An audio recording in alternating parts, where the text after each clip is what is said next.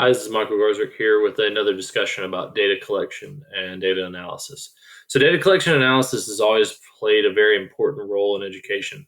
Student work and the grades on the assignments, tests, various things that students do are constantly visible during the classroom lesson. Students' contributions to classroom discourse and student expressions of effect are all part of the daily stream of data that teachers can draw from as they decide what to do next in their classroom. This is from Kai et al. In 2020.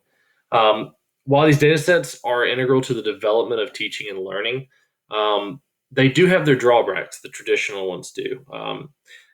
Again, from the same article, Kai et al. In 2020 says that these data are often gathered informally and unsystematically, and they're idiosyncratic to each individual teacher. These data are typically no longer considered once teachers move to the next lesson or unit, and data are typically even lost or not stored in a form that allows them to be used in the future or shared with other teachers. We see this a lot. Data can really help a classroom, but if it isn't used well, it can more or less become a waste of time.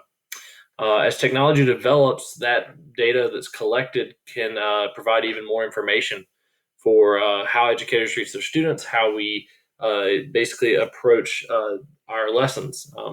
Data provides a richer and analytical understanding of how the educational sector can better understand its operational and strategic needs and realistically respond to its immediate and long-term challenges. That's from Daniel in 2017. So talking about how I address examples of how I collect data for my students and how I use that data. The primary form I collect from all the classes that I teach is through formative and summative assessments that are given throughout my classes. This can manifest in the forms of various types of assignments, whether they're tests or projects. And I start each and every unit with a pretest of some form or other, or some sort of assessment that gauges the student's understanding of the material. Once that's begun, I try to assess the student's understanding at a minimum weekly to make sure that they are on track, usually in the form of small quizzes. One of the courses I have taught in the past is English across a bunch of different grade levels.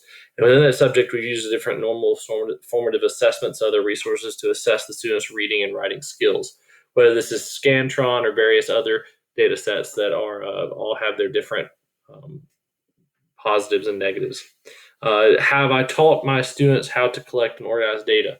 I also teach science. I'm dual certified, so that kind of gets weird.